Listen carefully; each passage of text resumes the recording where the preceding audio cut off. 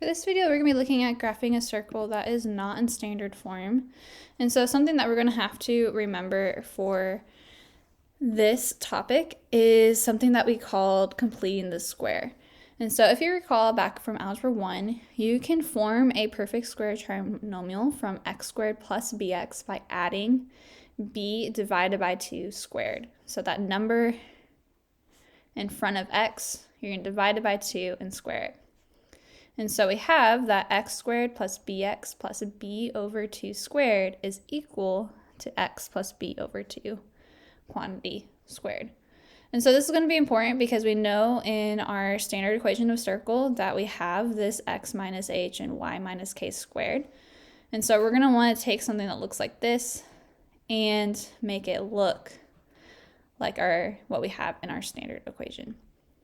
So for example, if I had x squared plus 14x and I wanted to complete the square, I would want to add the number in front of x, so 14. So 14 divided by 2 squared. And then what's going to be inside here is 14 divided by 2. And so if I were to simplify that, 14 divided by 2 is 7. 7 squared is 49. So I have 49 over here. And then 14 divided by 2 is 7. And so when I'm writing it, I will normally leave this as 7 squared right here so that I know that it's going to be x plus 7 squared on this side. So all I did was 14 divided by 2 squared.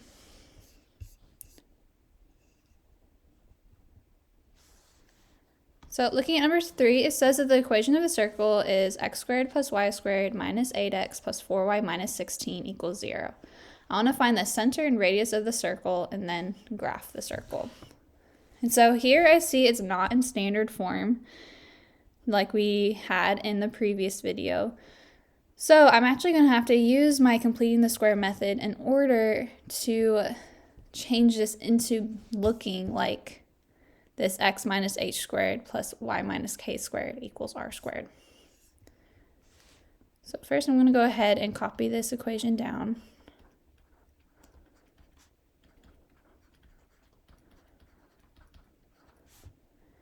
My first step is I want all my variables on the left-hand side and all my constants on the right. So I'm going to move this 16 to the other side. And then I'm also going to reorder these so that my x's are next to each other and my y's are next to each other. So I'm going to have x squared minus 8x. I'm going to leave a space right here because we're going to add something. Y squared plus 4y. I'm going to leave a space. It's equal to 16. So right now I have these two terms, kind of like what we did in this example here. And now I want to complete the square so I can change it to look like this x plus or x minus something squared. And so what I'm going to do is I'm going to add b over 2 squared. So my b here is negative 8, so I have negative 8 divided by 2 squared. And I'm going to do the same thing with my y's. So I have b, which is 4 divided by 2 squared. And then what I do to one side, I have to do to the other. So I have to add negative 8 divided by 2 squared and 4 divided by 2 squared.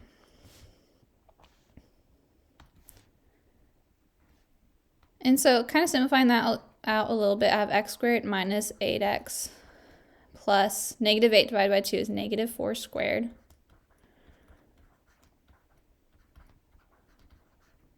Four divided by 2 is 2 squared. It's equal to 16 plus negative 8 divided by 2 is negative 4. Negative 4 squared, I get 16. 4 divided by 2 is 2. 2 squared, I get 4. Now here we see that we have these perfect square trinomials. And so we learned up here that this x squared plus bx plus b over 2 squared is the same thing as x plus b over 2 quantity squared.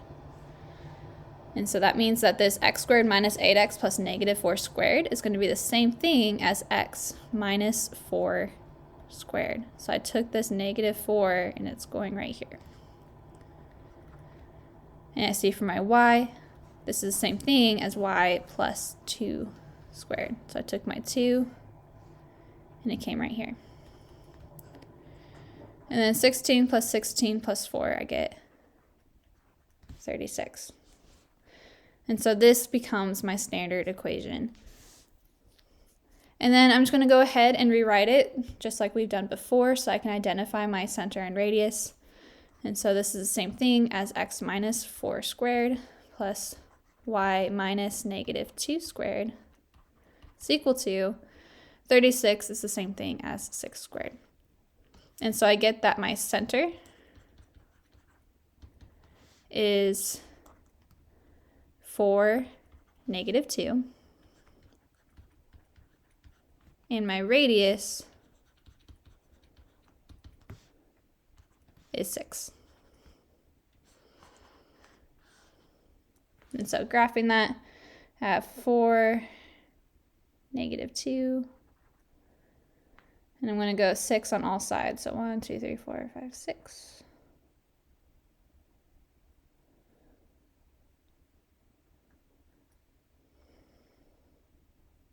I have to go off the graph a little bit, but that is okay.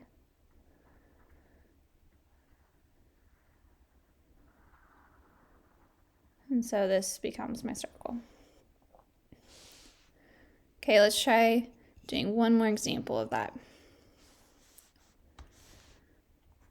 So here I have x squared plus y squared minus 8x plus 6y plus 9 is equal to 0. First step is I want to move my constant to the other side, so I'm going to subtract 9 from both sides. And then I'm going to reorder these so my x's are together and my y's are together. So I have x squared plus 6y, leave a space, plus y squared plus 6y. Sorry, this should have been minus 8x.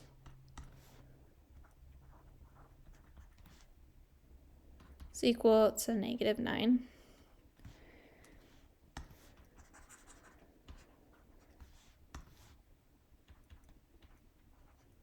Now I want to go ahead and complete the square. So I want to add b over 2 squared, so negative 8 divided by 2 squared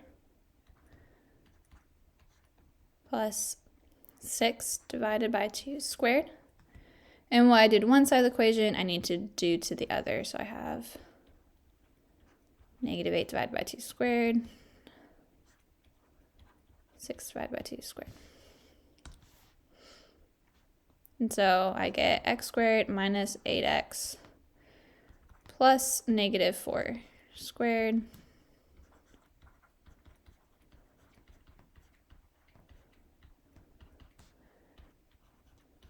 negative 8 divided by 2 is negative 4. Negative 4 squared is 16. 6 divided by 2 is 3. 3 squared is 9. And then from here, I can go ahead and factor both of these and change it to look like that standard form. And so here, x squared minus 8x plus negative 4 is equivalent to x minus 4 squared. So again, what's in that parentheses comes in here. And this y squared plus 6y plus 3 squared is the same thing as y plus 3 squared. So that comes here. It's equal to negative 9 plus 16 plus 9, and I get 16. And then rewriting this so it looks just like my standard equation, I have x minus 4 squared plus y minus negative 3 squared is equal to 4 squared. And so I'm just rewriting like this, so it's very easy to identify your center and radius. So my center is going to be at 4, negative 3, because my h is 4, and my k is negative 3.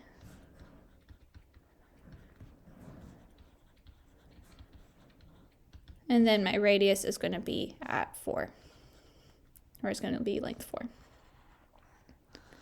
And so graphing this one is plot my center first.